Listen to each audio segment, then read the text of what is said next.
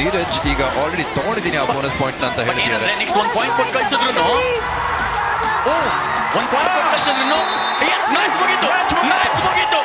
Match ಮುಗೀತು 1 second ಬಾಕಿ ಇದೆ ಅಂತ ಹೇಳ್ತಾರೆ. ಏನಕ್ಕೆ ಅಂದ್ರೆ ಬಾಕ್ಸ್ ಲೈನ್ ಕ್ಲೋಸ್ ಮಾಡಬೇಕು, 1 ಸೆಕೆಂಡ್ ಬಾಕಿ ಇದ್ರೆ 0.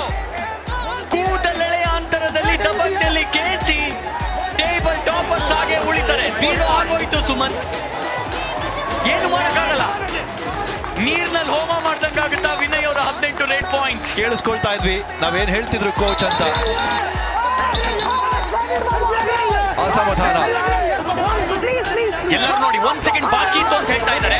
ರೇಟ್ ಸ್ಟಾಪ್ ಆಗ್ಬೇಕಾಗಿತ್ತು, 1 ಸೆಕೆಂಡ್ ಬಾಕಿ ಇತ್ತು ವಾಪಸ್ ಬಂದ ತಕ್ಷಣ ಅಂತ. ಬಟ್ ಇಲ್ಲಿ ವಾಪಸ್ ಬಂದ್ಮೇಲೆ ಏನ್ ಸ್ಟಾಪ್ ಆಗ್ಬೇಕಾಗಿತ್ತು ಕ್ಲಾಕ್, ಸ್ಟಾಪ್ ಆಗ್ಲಿಲ್ಲ ಅನ್ನೋದು ವಾದ ಹರಿಯಾಣ ಸ್ಟೀಲರ್ಸ್. ನಾವು ಯಾವಾಗ್ಲೂ ಹೇಳಿದ್ವಿ ಒಂದೊಂದು ಪಾಯಿಂಟ್ ಕೂಡ ಮ್ಯಾಚ್ ಆಗಿದೆ ಇಲ್ಲಿ ಅಂತ.